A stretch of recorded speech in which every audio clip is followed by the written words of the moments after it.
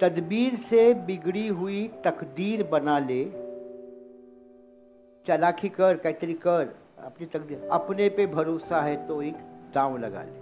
तकदीर से बिगड़ी हुई तकदीर बना ले, तकदीर बना ले, अपने पे भरोसा है तो ये दांव लगा ले. मैं जा रहा था तो मैंने सोचा कि आपको मिलूं, लेकिन मेरा घर में चाय के लिए दूध नाही आहे. ते खोटं होतं, चायसाठी दूध होतं. आणि तिथे मागे किचन मधून आयडी बनवून सांगतोय दूध आहे, तू बस, दूध आहे. दादा असे होते.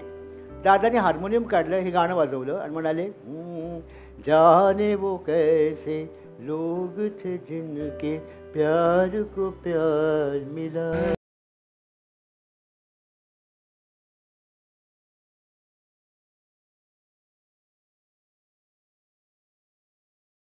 गम और खुशी में फर्क न महसूस हो जहां.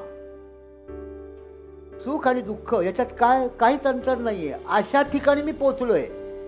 गम और खुशी में फर्क न महसूस हो जहां, मैं दिल को उस मकाम पे लाता चला गया.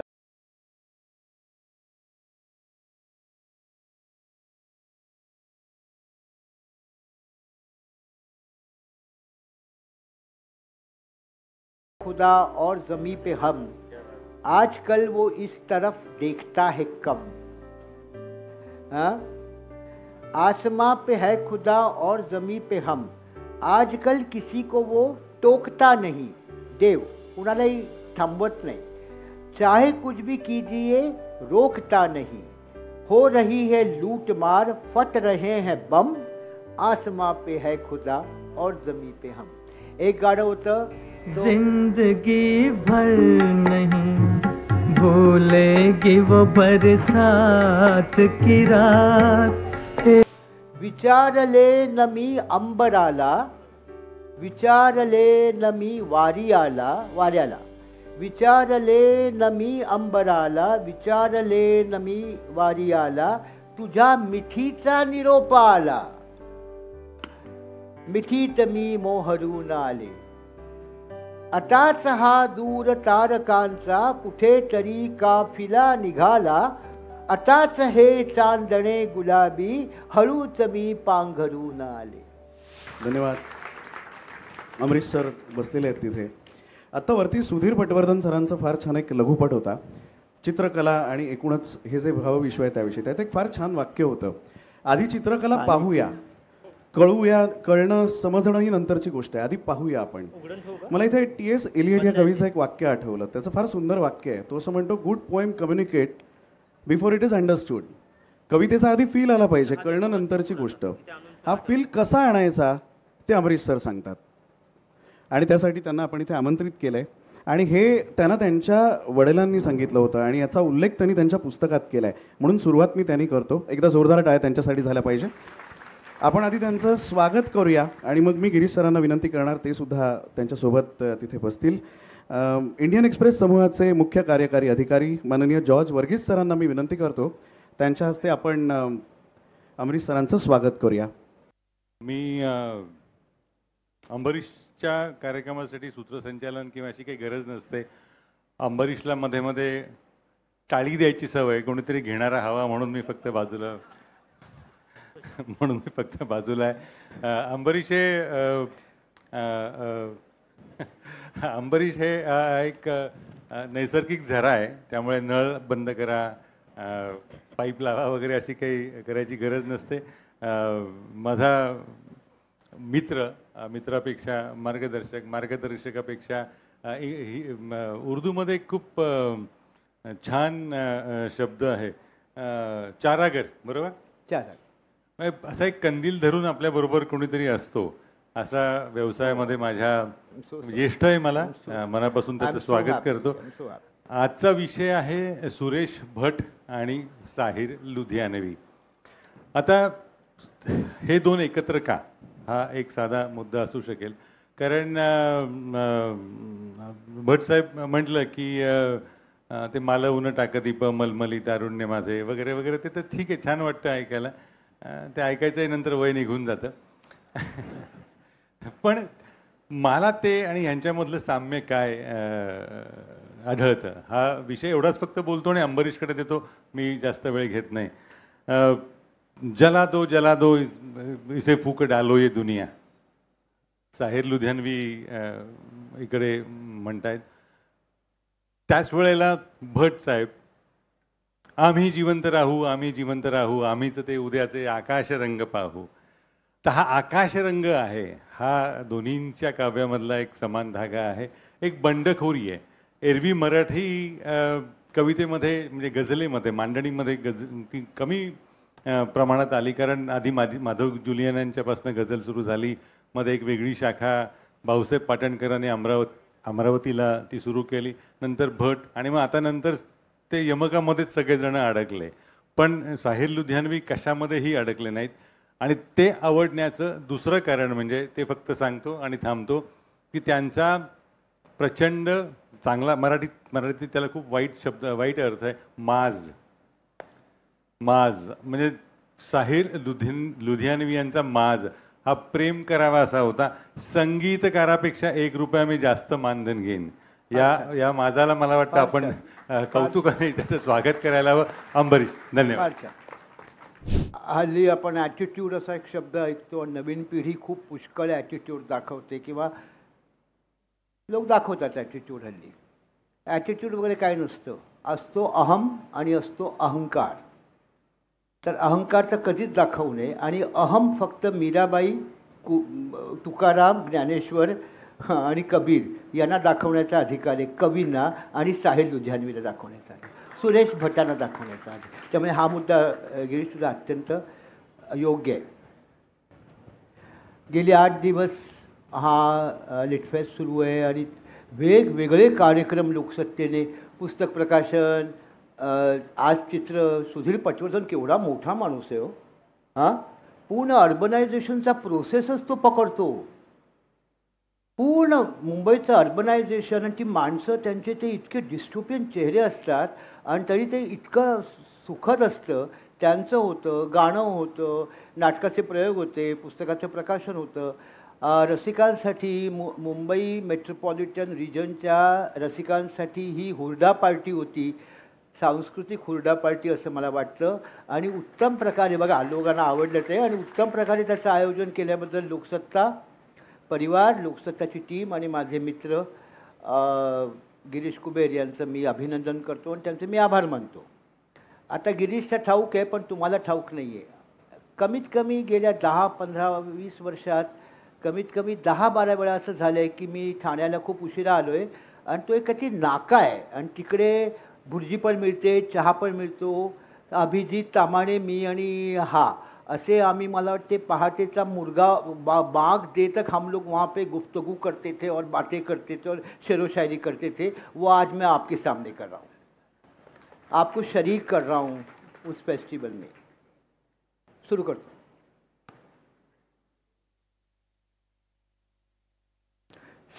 लिहून आणलं आहे, थोडंसं बोलेल. साहिर लुधियानवी आणि सुरेश भट, एकाच घनाच्या 2 आम्ही सरी. आरती प्रभू. एकाच घनाच्या 2 आम्ही सरी, प्राणावर एक दुजी अंगावरी. असं हे सुरेश भट आणि साहिर यांचं अद्वैत आहे. फैज अहमद फैज यांचा दोघांच्यावर पुष्कळ प्रभाव आहे. आता जी नवीन पुस्तकं येत आहेत किंवा आलेली आहेत त्याच्यात साहिरवरची, त्याच्यात मी साहिरचा कदाचित एकेरी उल्लेख करीन. तर ते प्रेमापोटी, अतीव प्रेमापोटी.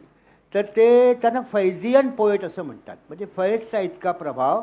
आणि एल्गारच्या प्रस्तावने सुरेश भटांनी सांगितलं आहे की फैज अहमद फैज हे माझं दैवत आहे, माझं दैवत, कोट अनकोट. आता फैज अहमद फैजने श्रेष्ठ कवीची ओळख सांगितलेली आहे आणि ती जबाबदारी या दोघांनी उत्तम प्रकारे पार पाडलेली आहे. तर फैजला अयूब खान गव्हर्नमेंटने तुरुंगात टाकलं 1957-58 साली. तर तो म्हणाला, मला पाटी पेन्सिल द्या, वही द्या, पेन्सिल द्या, पेन द्या, मला कविता लिहायची, पेपर द्या वाचायला, पुस्तकं द्या, काही मिळणार नाही म्हणाले. तर त्याने तिकडच्या भिंतीवर, लाहोर जेलच्या भिंतीवर शेर लिहिला. अर्थ सांगतो. मता ए लौह, लौह म्हणजे पेन, मता म्हणजे पाटी, पाटी पेन्सिल. आता पाटी लौह कलम, कलम म्हणजे पेन, लौह म्हणजे पाटी, मता, तर तो शब्द आहे मत्ता, मालमत्ता. ही माझी प्रॉपर्टी आहे, पेन आणि कागद किंवा पेन्सिल ही मेरी जायदाद है. मता ये लौह कलम छिन गई तो क्या गम है. तुम्ही पेन्सिल काढून घेतली, कागद काढून घेतला, पाटी काढून घेतली, पेन्सिल क्या गम है. पुढची ओळ आहे का, के खून दिल में डुबोई है उंगलियां मैंने. मी माझ्या हृदयाच्या रक्तात बोट, ह्याला कवी म्हणतात. बाकी कवडे पुष्कळ असतात आणि ते असावेत असं माझं मत आहे. दे आर वेलकम, कारण त्यामुळे माहोल कवितेचा होतो, पण ते कवी नसतात. रेडिओ, गाण्यांच्या तबकड्या आणि काव्य संमेलन यामुळे सुरेश दादांचं पुष्कळ नाव झालं. महाराष्ट्रभर त्यांनी इतकी दौरे केली, इतकं फार मोठं काम केलं सुरेश भटांनी गझलचं. साहिरला मुख्यत्वे सिनेमामुळे अमाप लोकप्रियता मिळाली आणि साहिरवर जनरली आपल्याला त्याच्या प्रतिभा धर्मावर फारसं माहीत नाही. आणि तो गेला पण 1980 साली, म्हणजे त्याला जाऊनच 45 वर्ष झाली. त्या मानाने मराठी लोकांनी भटांचं अतिशय मनःपूर्वक स्वागत केले आणि त्यांच्यावर पुष्कळ लिहून आले. कदाचित तुम्हाला असं वाटेल की भटांविषयी मी थोडं कमी बोलतोय, तर भटांवर पुष्कळ लिटरेचर अवेलेबल आहे. साहिरवर 2-3च पुस्तकं आहेत आणि तो स्वतःविषयी अजिबात तो जास्त बोललेला नाही आहे. त्यामुळे मला जो साहिर कळला त्याची मी पूर्वपीठिका सांगतो 1-2 मिनिटात. अली सरदार जाफरी, जनाब अली सरदार जाफरी, प्रेम धवन, साबिर दत्त हे त्यांचे चरित्रकार, त्यांनी साहिरचं चरित्र लिहिले. आणि जोय अन्सारी यांना माहीत असते, ते विद्यापीठात होते. जो अन्सारी मुंबई विद्यापीठाच्या उर्दू विभागाचे ते अध्यक्ष होते. प्रेम धवन यांना भेटून मी माहिती मिळवली आणि माझं भाग्य इथं, कदाचित माझं एकट्याचंच ते भाग्य आहे की मी या दोघांनाही भेटलेलो आहे. सुरेश भटांना तर वाटते मी 8-10 वेळा भेटलेलो आहे आणि उन्होंने मेरी एक गज़ल को दुरुस्त किया, तस्लीह किया है सुरेश साहबने. आणि ह्यांना मी ऐकलं, साबू सिद्दीकी भायखळ्याच्या कॉलेजमध्ये मुशायरा होता 79 साली. 80च्या जुलैमध्ये ते गेले, 1 वर्ष अगोदर. वाटलं नव्हतं ते जातील म्हणून, त्याच्याविषयी पुढे मी सांगेन. आता फाळणी झाली तेव्हा साहिर होते पाकिस्तानला. जन्म लुधियानाचा, शिक्षण लुधियाना पंजाबचं, मग लाहोर. नॉर्मली पंजाबचा इकडचा मनुष्यसुद्धा लाहोरला जायचा, कारण Lahore was the Paris of north India. तर तिथे ते संपादन करत होते, 2-3 पेपरचं वगैरे लिहित होते. ते कम्युनिस्ट होते म्हटल्याबरोबर 49 साली 48 साली पाकिस्तान गव्हर्नमेंटने त्यांच्यावर बॅन टाकला. तर ते दिल्लीला आले आईला घेऊन, आणि दिल्लीला आल्या 6 महिन्यात म्हणाले, मुझे बॉम्बे जाना होगा, बॉम्बे मेरा इंतज़ार कर रही है.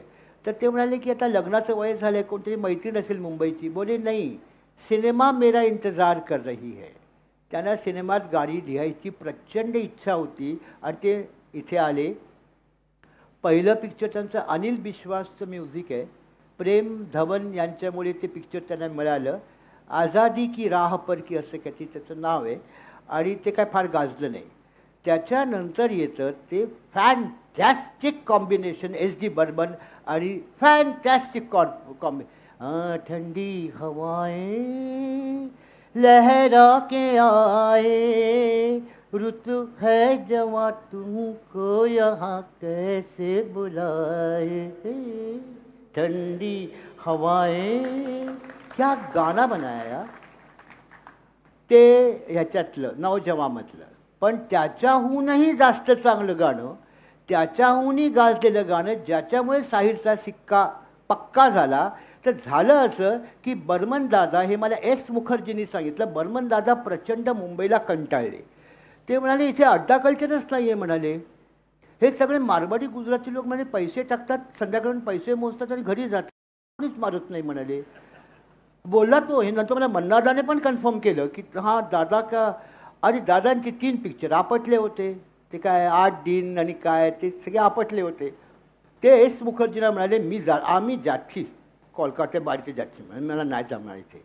तर ते म्हणाले की तू असं जाऊ नकोस, मशाल पिक्चर होऊ दे, मशाल पिक्चर रिलीज होऊ दे, मग तू बघ. आणि तुझं एक बाजी पण सुरू आहे ना, ते पण तू बघ, ते कदाचित चालेल. मशालचं मशाल खूप छान चालला, बरा चालला आणि त्यातलं मन्ना दांचं गाणं खूप चाललं. आता पटकन मला आठवत नाही पण मत रो माता लाल तेरे बहु, मत रो माता लाल तेरे बहु तेरे, मत रो, टिपिकल बेंगॉलीचा खूप चाललं. पण जेव्हा बाजी लागलं तर ते इतकं चाललं की त्यांना एस मुखर्जी म्हणाले की तुला मी 2 महिने 1 महिना सुट्टीसाठी कलकत्त्याला पाठवतो दादा, परत ये तू, इतकं चांगलं चाललं पिक्चर तुझं.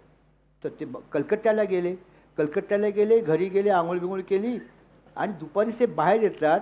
तर तिकडचे लोक जे होते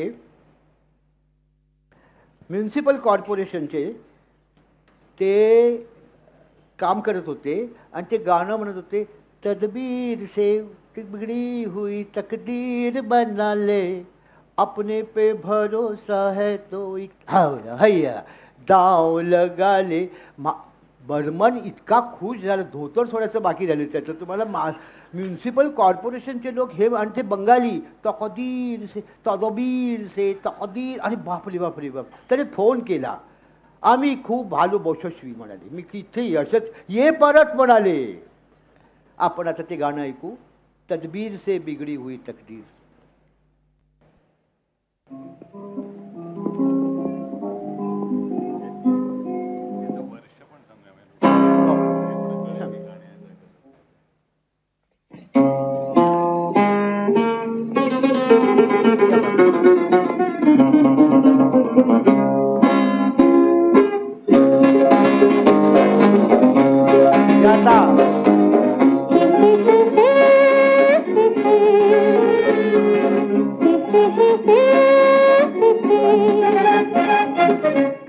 तकदीर से बिगड़ी हुई तकदीर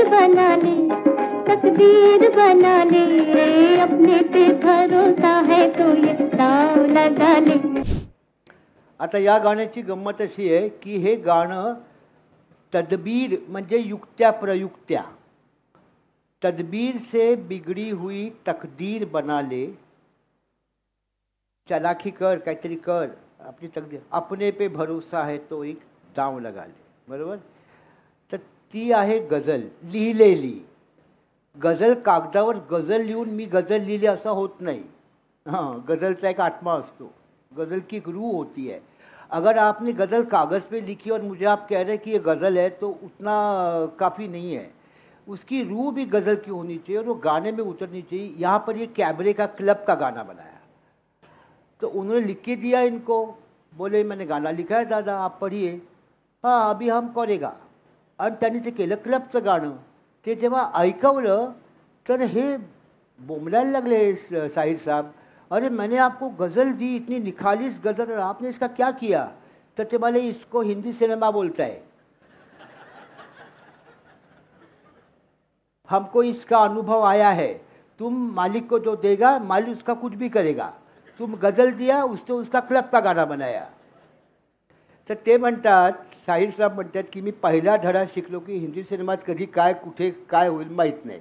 दुसरी गोष्ट, या गाण्यामध्ये गीतावाली आहे आणि नंतरच्या काळामध्ये तो मी माझ्या एका पुस्तकात उल्लेख केला आहे की जी मुख्य नायिका आहे मीना कुमारी नूतन नरगेस, त्या अत्यंत शुचिरभूत सात्विक स्त्री आहे. तिचा नवरा जरा बाहेर खेळली आहे आणि तो त्या दुसऱ्या ती कोण बाई आहे ती क्लबमध्ये नाचते, दारू पिते, अशी ती बाई आहे. म्हणजे ही इथे फार उच्च कोटीची दर्जाची बाई आणि ती पतिता, असा एक मोठा छान खेळ स्क्रिप्टच्या दृष्टीने हिंदीवाल्यांनी रचला. हां थांबा, जजमेंटल होऊ नका, हां पुढचं पण ऐका. पण त्याच्यात त्यांनी ती जी पतिता आहे तिला सेविंग ग्रेस दिली आहे. हां तिला वाऱ्यावर नाही सोडले, शेवटी जिंकते बायकोच, सात्विक पतिता ही जिंकते. पण ती जी पतिता आहे ती सुद्धा काय म्हणते ते या गाण्यात आहे बघा. ती म्हणते क्या खाक वो जीना है जो अपने लिए हो. मग ती फिलॉसॉफी मांडते. हेलनने अनेक याच्यात काम केलं आहे आणि शेवटी हेलनला एक डिफायनिंग मोमेंट मिळते आणि हेलनची प्रतिमा एकदम वर जाते. ती जरी कॅबरे डान्सर असली तरी तोही एक गंमत हिंदी सिनेमावाल्यांनी केलेली आहे, त्याच्याबद्दल विचार झाला पाहिजे. साहिरचं मोठेपण कशात आहे तर यांनी मगाशी सांगितलं की ते म्हणजे तो पक्का होता, शब्दांचाही पक्का होता आणि अक्षरांचाही पक्का होता. त्याने मुळात हिंदी सिनेमाला उत्तम गाणं दिलं. गाणं कसं असावं तर ते साहिर लिहितो तसं असावं, बाकीचे तेवढेच उत्तम होते. पण त्याने गाण्याचं पूर्ण स्ट्रक्चर असं केलं की हिंदी सिनेमाच्या गाण्याला एक वेगळी विधा म्हणून, एक वेगळं जॉनर म्हणून मान्यताने मिळवून दिली की एक गाणं आहे. जसं नाट्यपद आहे, गझल आहे, ठुमरी आहे, दादरा आहे, तसं हिंदी सिनेमाचं हे गाणं आहे आणि असं लिहिलं गेलं पाहिजे. आणि त्याला एक चौरस अशी भावमय असं अधिष्ठान त्याने मिळवून दिलेलं आहे. नुसती चाल नाही, साहिरजींचे शब्द लक्षात राहतात, सुरेश भटांचे शब्द लक्षात राहतात. त्याची काव्यात्मकता जी आहे, काव्याची ताकद आहे, हा मला असं वाटतं एक महत्वाचा गुण आहे. बरोबर नाही, कसं आहे, सुरुवातीचे 30 साली 33 साली 30-33च्या मध्ये प्लेबॅक हे आलं, रेकॉर्डिंग आलं, ते भाग्यचक्र नावाचं बंगाली पिक्चर होतं त्याच्यात ते आलं, पण वापरलं नाही. ते सिनेमावाल्यांनी हे वापरलं नाही प्लेबॅक, तेच घेऊन बसते. पण ती गाणी जी होती ना ती कमालीची सोपी होती आणि कमालीची एकसुरी होती आणि साधी होती. 10 ठिपक्यांची रांगोळी वगैरे अशी होती. याने 104 ठिपक्यांची रांगोळी दाखवली हो प्यासामध्ये, की गाणं असं असतं. त्यामुळे प्रतिमासृष्टी एवढी त्याने आणली ना, इतकी प्रतिमासृष्टी आणली. पूर्वीचे लोक काय करायचे, अखियाँ मिला के जिया भरमा के चले नहीं जाना मिलके बिछड़ गई अखियाँ. म्हणजे सारखा कवीचा डोळा फक्त डोळ्यावरच होता, बाकीच्याही गोष्टी कामाच्या असतात ना प्रेमासाठी. की म्हणजे गैरसमज करू नका, संवेदना काय ती कल्पनाशक्ती असं पण असतं ना, तिथे लक्षच नाही, सारखं आपलं डोळेच घेऊन बसायचे. मला एकदा अशोक कुमार बोलले होते की हे गाण्याचं प्रकरण आलं की इतका कंटाळा यायचा, कारण मला गाता यायचं नाही.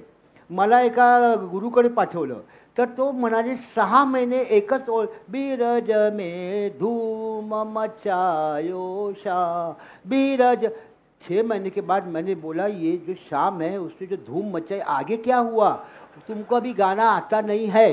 तेवढ्यात म्हणाले पिक्चरमध्ये गावं लागलं. हिरोईन माझी मालकीण, देविका राणी त्याची मालकीण होती आणि तिचा नवरा डायरेक्टर देविका राणीचा हिमांशू रॉय.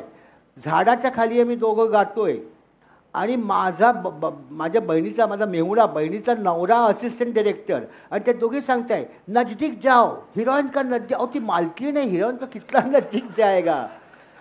हिरोईनच्या नजदीक गेलो की पगार कापेल ती. माझा 150 रुपये पगार होता, पण ती मस्त होती. ती म्हणे hello Ashok come on come it's film. मला घाम फुटायचा. तेवढ्यात म्हणाले मी गातोय, शूटिंग सुरू आहे तेव्हा सगळं एकदम व्हायचं ना, असं ते नव्हतं. तो तबलेवाला झाडावर बसतो खाली पडला म्हणाले. त्यामुळे अशी गाण्यांची परिस्थिती होती. 45 नंतर मनोरंजनाच्या सगळ्या कल्पना बदलल्या, एक नवा मध्यमवर्ग आला, जगाचा इतिहास बदलला, नकाशा बदलला, भूगोल बदलला आणि हिंदी सिनेमाचे 4 पिक्चर्स म्हणजे तुम्ही बघा किस्मत आणि रतन, अनमोल घडी, हे 3-4 पिक्चर फक्त गाण्यावर चालले म्हटल्यावर निर्माते सावध झाले की आता गाण्यावर इन्व्हेस्टमेंट करावी लागेल. मग बरोबर भराभर सगळे शमशाद बेगम, लता मंगेशकर, तलत महमूद या दारातनं, त्या दारातनं साहिर लुधियानवी, मजरूर सुलतान. हा स्टुडिओ मालकांनी केलेला बिझनेसचा मूव होता की आता गाण्यावर लक्ष द्या. त्यामुळे त्याने जेव्हा तो आला तर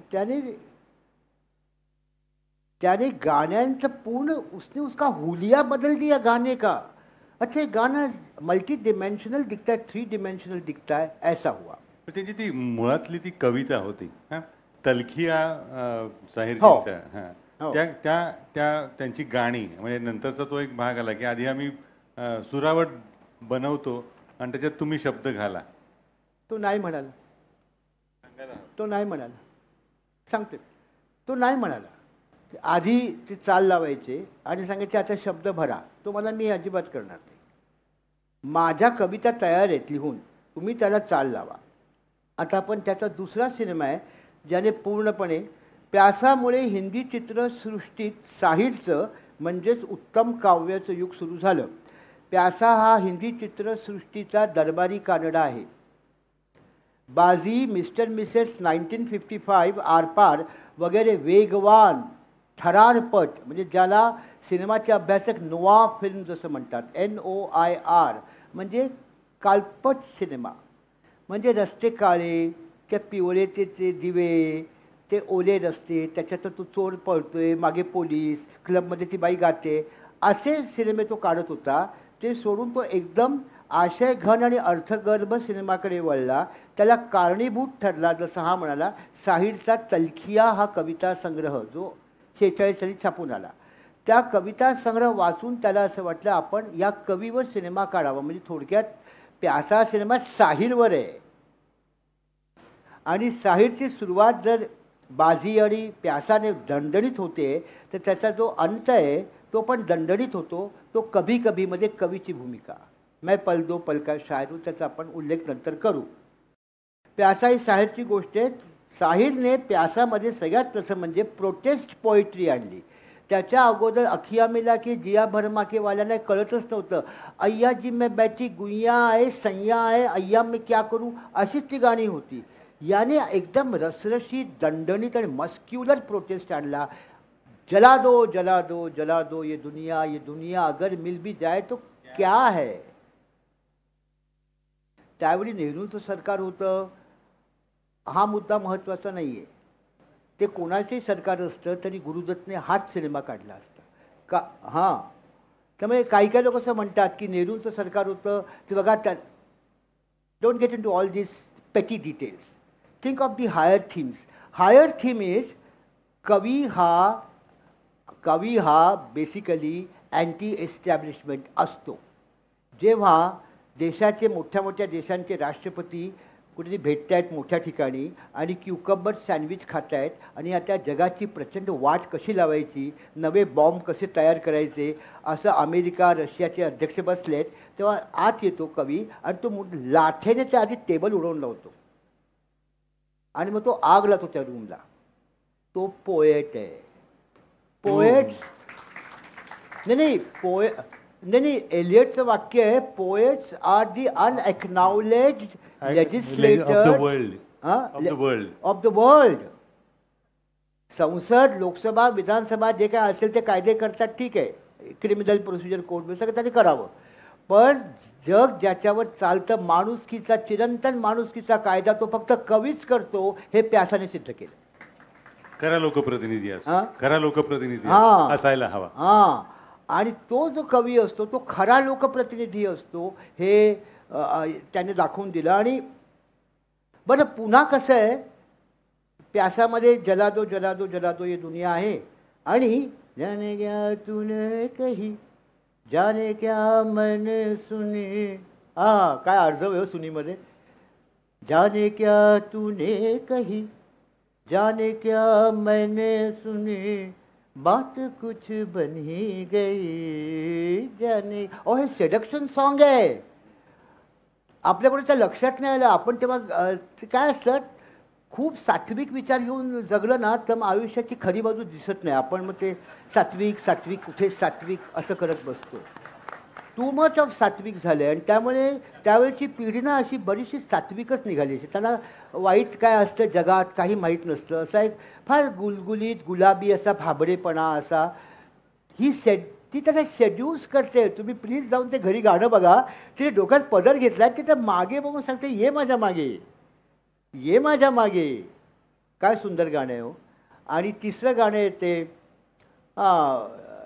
जिने हिंद पर नाज है वो कहाँ है. त्याचं मला फक्त एकच सांगतो की मूळ जी कविता आहे त्याच्यात ते सनाख्वाने तकदीर से मशरिक कहाँ है. तर बर्मनला आधी मुळात हिंदीच येत नव्हतं, उर्दूचा प्रश्नच होता. गुलजारने जेव्हा नशेमन शब्द लिहिला तर आर डी बर्मनने विचारलं की ये नशा कौनसा नशा है ये. तर म्हणे नशेमन म्हणजे पक्षाचं घरटं. तू वो काय कोण लिखताय घोसला, तुम काय कोण नशेमन लिखताय. तर हे थोरले बर्मन म्हणाले क्या है सनाख्वाने तकदीर से मशरिक का है. गुरुदत्त म्हणाले इमिजिएटली आउट आहे हे शब्द, हे अजिबात नको आहेत. तुमच्याकडे वेश्यांचे हे आहेत, तिकडे माणसं जाऊन बसले दारू पित आहेत, तिकडे कोणतरी उपाशी आहे, तिकडे कोणतरी गरीब आहे, आणि तुम्हाला पौर्वात्य संस्कृतीचा अभिमान आहे. सनाख्वाने तकदीर से मशरीक कहाँ है जाना. पौर्वात्य मशरीक तो आहे शब्द. त्याने काय केलं, काय सोपं केलं, जिने हिंद पर नाज है वो कहाँ है, डायरेक्ट केलंय. हा प्रश्न आजही लागू पडतो. आज हा प्रश्न आजही लागू पडतो, जिने हिंद पर नाज है वो कहाँ है. तर प्यासा तर आता आपण गाणं ऐकूया, जाने वो कैसे लोग थे जिनके प्यार को प्यार मिला. सिनेमा 1957चा आहे. गीतकार आहेत अर्थात साहिर, संगीतकार SD बर्मन, गायक हेमंत कुमार आहेत, which was a very good choice for that character of Vijay the poet. चला.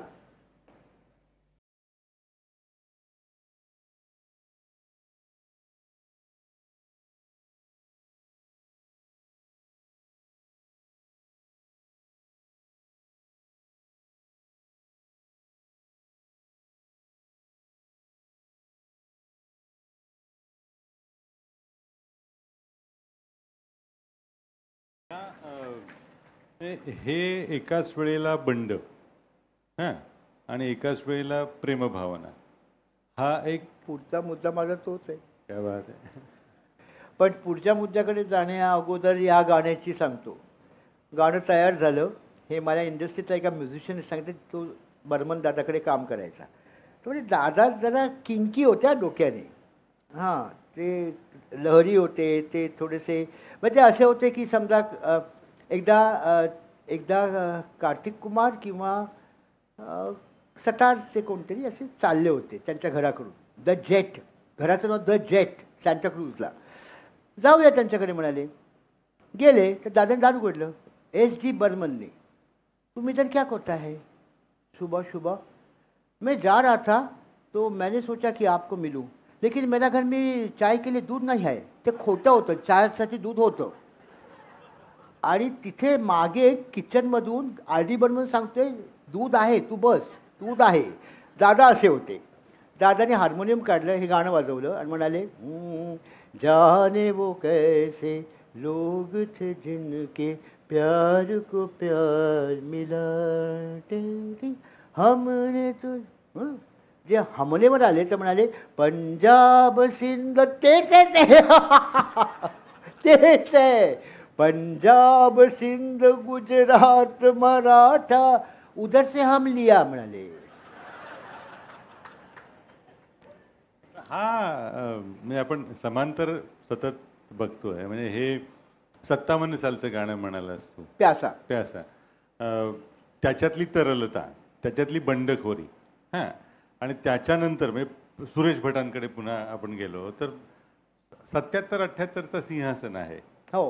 हां, आणि मग ते उषकाल होता होता काळ रात्र झाली, अरे पुन्हा आयुष्यांच्या पेटवा मशाली. तर इकडे हे म्हणतात की जला दो इसे फूक डालो ये दुनिया, इथे हे म्हणतात की उषकाल होता होता काळ रात्र झाली. हा कवींमधला एक साधर्म्याचा भाग कसा असतो, म्हणजे हे कुठून कुठे पाझरतं हे. तू फैज अहमद फैजना सुरेश भटांनी कविता संग्रह अर्पण केलेला आहे. कोणाला? फैज अहमद फैज. फैज अहमद फैज. नाही, मला स्वतःला असं वाटतं की वियोगी होगा पहला कवी, महादेवी वर्मा. वियोगी होगा पहला कवी, आह से उपजा होगा गान. क्रौंच पक्षाचा व हत्या बघून ते आह, त्याच्यातनं कविता आली. वियोगी होगा पहला कवि, आह से उपजा होगा गान. उमड़कर आँखों से चुपचाप बही होगी कविता अनजान. हा जगातल्या सगळ्या कवींना हा नियम लागू होतो, कवींना. त्यामुळे मानवी सुखदुःखात्म ज्या जाणीवा आहेत त्यापैकी जे दुःखाची जाणीव आहे ती यासाठी की दुःख हे आपलं गैरसमज आहे. गेल्या 20-30 वर्षात आपण दुःख म्हटलं की अंगावर पाल पडण्यासारखे पळतो. दुःख is a very liberating feeling. It's very liberating. हां, तुम्ही प्यासाचं मी पुढे बोलत नाही कारण आपला वेळ नाही आहे, पण Pyaasa borders almost on self pity. Self pity, तो स्वतःची दया करतोय, पण साहेब स्वतःची दया करून कलाकृती कुठे जाते बघा ना. बरं, मला काही त्रास नाही, दाढी केली आहे, मी लोशन पण लावलं आहे, मी उत्तम कपडे घातले आहेत, हे जे पॅटर्न आपलं जे आहे ना प्रत्येकाचं, त्याच्यात प्रॉब्लम है। वहाँ पे दुख पनप रहा है लेकिन हम उसको क्रश कर रहे हैं और उसका हम पे इफेक्ट हो रहा है। तो ये बोल रहे, कवि बोल रहे कि येस, बरं रिपब्लिक ॲरिस्टॉटल वगैरे या लोकांचं, और प्रत्येक काळात कवी दुःखीच असणार। स्वित्झर्लंडमध्ये इतक्या सुखसोयी असून तर तिकडचा कवी हा दुःखीच असणार, कारण नळाला पाणी येत नाही हे कवीचं दुःख नाही आहे, तो सिविक इश्यू आहे। अस्तित्वाची खोल जाणीव, अस्तित्वाची आत्मभानाची खोल तडतड, ही कविती मला असं वाटतं ही त्याचं सामग्री असते। विद्रोह आणि प्रेम अशी साहिरच्या आणि सुरेश दादा भटांच्या काव्याची दुपेरी वीण आहे। तीव्र मध्यमतर आहे पण कोमल गंधार सुद्धा आहे, तो प्रेमाचा आहे। मी बऱ्याच वर्षापूर्वी त्यांच्यावर इतका प्रभावित झालो, मी त्यांना 75 साली भेटलो की मी एक ओळ लिहिली, रणांगणी मी पुन्हा एकदा करी खड्ग आणि ढाल आहे। रणांगणी मी पुन्हा एकदा करी खड्ग आणि ढाल आहे, नको विचारू सक्षेम माझे, इथे सखे मी खुशाल आहे। ही माझी आहे। आणि पुन्हा एक लिहिली पण ती अर्धवट होती, असे जोवरी उरात ठिणगी, शरीर माझे मशाल आहे। तर ही झाल्या मी अर्धवटच गुरुवर्य राम पटवर्धनांना ऐकवली। ते म्हणाले सुरेश भटांच्या टिरणीतनं बाहेर या म्हणाले। टिरणी म्हणजे दहशत। आता ती मला पाठ म्हणून मी लिहिली, मी सगळ्या माझ्या गजला फाडून टाकल्या, इतका सुरेश भटांचा प्रभाव होता। आणि याचं कारण हे की त्यांच्याही प्रेम आणि विद्रोह हे दोन्ही एकाच वेळी, मीन साधी चौकशी केली घनांची, ऐन वैशाखातला मी पूर होतो। क्या बात है। मीन साधी चौकशी केली घनांची, ऐन वैशाखातला मी पूर होतो, पुन्हा अद्यापही सूर्याला माझा सराव नाही, अद्यापही पुरेसा हा खोल घाव। अरे वा वा वा वा वा यार, स्वर्ग में रहो साहब आप। त्यामुळे हा जो एक आहे ना की व्यवस्थेविरुद्ध राग, व्यवस्थेविरुद्ध संताप, तो कवी हेच करणार। मग तो कवी हिल बी टायर्ड, कारण ते तो धूट नाही येणार। मग त्याची प्रज्ञाच त्याला सांगणार की बाळा उठ, तुला खूपच दुःख जाईल, थोडं प्रेमगीतांच्याकडे जा।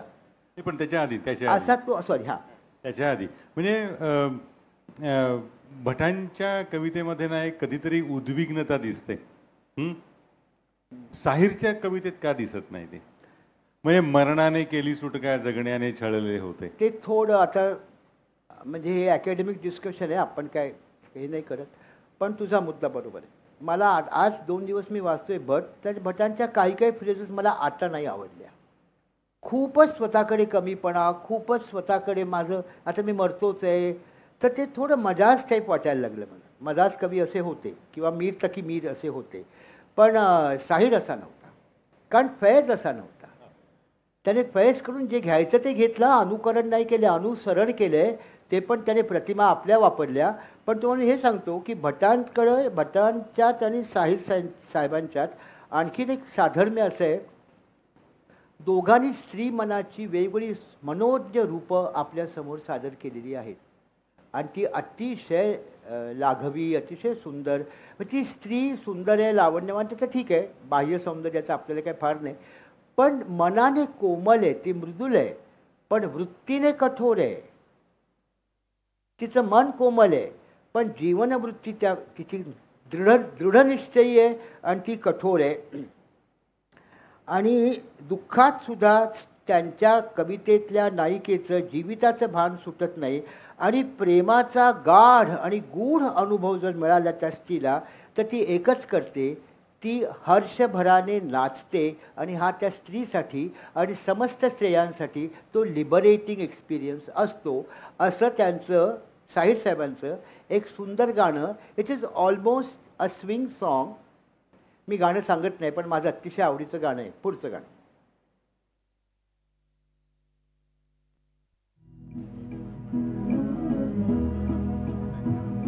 हो हो,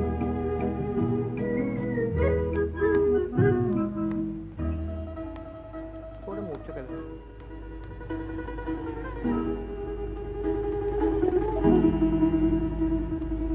आ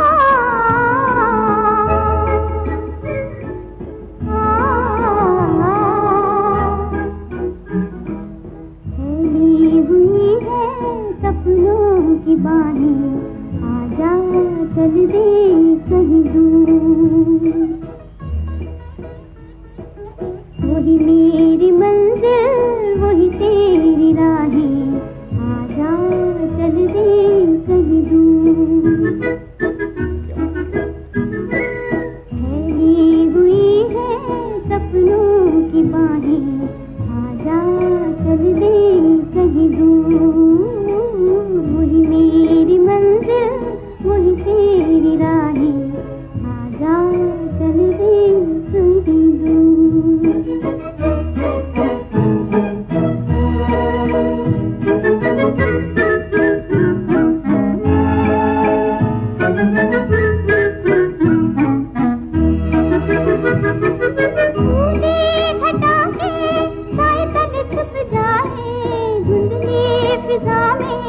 कुछ खोए कुछ पाए उड़े घटाके,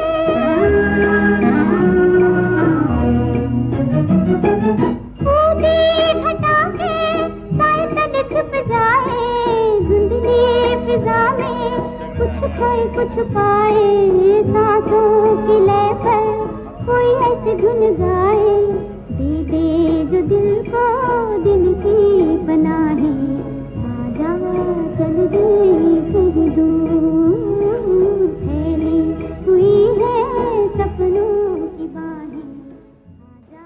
इसमें जो दूसरा अंतरा है उसमें बहुत अच्छी एक लाइन है, झूला धनक का धीरे धीरे हम झूले, धनक म्हणजे इंद्रधनुष्य, इंद्रधनुष्याच्या झोपाळ्यावर मी झुलते आहे हळूहळू, झूला धनक का धीरे धीरे हम झूले, अंबर तो क्या है तारों के भी लब छूले, मी तारकांच्या ओठांना हात लावेन, मस्ती में खेले और कहते फार सुंदर, फारच सुंदर, इट्स अ स्विंग सॉन्ग, फार सुंदर गाणे. मग अशी आपण तो मुद्दा म्हणत होता ना की साहिर शेवटपर्यंत ताठ राहिले, म्हणजे अमृता प्रीतम आणि तो सगळा मुद्दा आहे आणि असं सगळं, आणि भट उद्विग्न होतात, कंटाळतात किंवा थकतात असंही काही असेल, तर हे याचं मर्म म्हण किंवा याचं मूळ म्हण साहिरच्या कडव्या डावेपणामध्ये असेल, वैचारिकतेमध्ये असेल, डावा उजवा हा मुद्दा सोडून दे, पण त्याची वैचारिक निष्ठा हा मुद्दा असेल.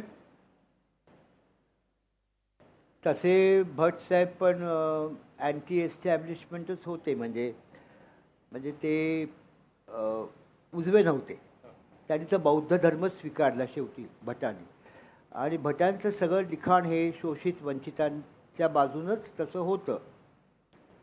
पण मला तुम्ही एक सांगा की ऑथेलो पण मला शोषित वंचितच वाटतो, तो जरी राजपुत्र असता तरी, हे आपण लक्षात घेत नाही. आपण त्या आर्थिक मोजमाप पट्ट्या पाश्चात्यांच्या लावतो की शोषित वंचित म्हणजे ज्यांच्याकडे पैसे नाहीत, बिलो पॉवर्टी लाईन, असं नसतं. श्रीनिवास नाही, त्र्यंबी सरदेशमुखांची जी कादंबरी आहे बखर एका राजाची, त्याचा तो जो राजा आहे तो वंचितच आहे, प्रेमापासून तो वंचित आहे, चांगल्या माणसांपासून तो वंचित आहे. पण मला स्वतःला मात्र असं वाटतं की साहिर साहेबांचा जर विचार केला तर साहिर साहेब हे डाव्या विचारसरणीचा त्यावेळी 1930 पासून तो सुरू होतो आणि 1980 पर्यंत इतका प्रचंड प्रभाव मुसलमान लेखक, कवी आणि चिंतक, मला हे अत्यंत आज मागे वळून पाहताना आणि त्या काळाचा अभ्यास करताना मला हे अतिशय थोर वाटतं. त्याचं कारण हा प्रोटेस्ट होता मुसलमान कवी मंडळींचा. फैज अहमद फैज, मजाज, साहिर, मजरू, शैलेंद्र पण होतेच त्याच्यात अर्थातच, बलराज साहनी, या सगळ्या लोकांनी तिथे जो मुल्ला मौलवींचा परत गोंधळ सुरू झाला होता वहाबी चळवळीमुळे, त्याला प्रोटेस्ट म्हणून ते म्हणाले आम्हाला हा धर्मच नको आहे, आम्ही धर्म न मानणाऱ्या मार्क्सचा आम्ही अनुयायी होतो. आणि मग त्यांनी ती चळवळ इतकी उत्तम चालवली, प्रोग्रेसिव्ह रायटर्स असोसिएशन PWA, म्हणजे आज ज्यांच्याकडे खूप संपत्ती आणि संसाधनं असे जे राजकीय पक्ष आहेत त्यांनी ते ग्रंथ काढून ते वाचायला पाहिजेत की यांनी कशी चालवली चळवळ, काय उत्तम नाटकं त्यांनी दिली आहेत, काय उत्तम सिनेमे. तुमचं ह्याच्यात डाव्यांच्या चळवळीत शंभू मित्रा पण होते, रविशंकर पण होते, सलील चौधरी होते. तर त्याच्यातून एक असा कणखरपणा आला, कारण ते लोकांच्यापर्यंत पोचले. त्यावेळी समाजवादी म्हणजे हे जयप्रकाश नारायण आणि रामानंद लोहिया वगैरे, मधु लिमे वगैरे, ही चळवळ आणि कम्युनिस्टांची चळवळ अतिशय मोठी चळवळ मानली गेली. आणि काँग्रेसला आतून हादरे बसत होते की बापरे हे जास्त होते का, हे जास्त होतं आहे का, ह्यांचं जास्तच होतं आहे का. कारण काँग्रेसचं सबगोलंकारी होतं. ते बरोबर तो विचार घेऊन पुढे जात होते. आणि तशाप्रमाणे आपल्या कलेला त्यांनी त्या विचाराची दासी नाही केला. ना मजरूने केलं, ना साहिरने केलं, ना शैलीने केलं. तो विचार त्यांनी आत्मसात केला आणि त्या विचारात त्यांनी सत्व शोधलं. इप्टा पण होती मला वाटतं त्या काळात, इंडियन पीपल्स थिएटर असोसिएशन. पण आता बघा, मी मगाशी तुम्हाला फैली हुई है सपनों की बाहें, तर सुरेश दादांच्या या 4 ओळी फार चांगल्या आहेत. ती प्रेयसी म्हणते, विचारले न मी अंबराला, विचारले न मी वाऱ्याला, विचारले न मी अंबराला, विचारले न मी वारियाला, तुझ्या मिठीचा निरोप आला, मिठीत मी मोहरून आले. आताच हा दूर तारकांचा कुठेतरी काफिला निघाला, आताच हे चांदणे गुलाबी हळूच मी पांघरून आले. फैली हुई है सपनों की बाहेंची नायिका हेच एका अर्थी आपल्याला सांगते. आपण पुढच्या याच्याकडे जाऊ.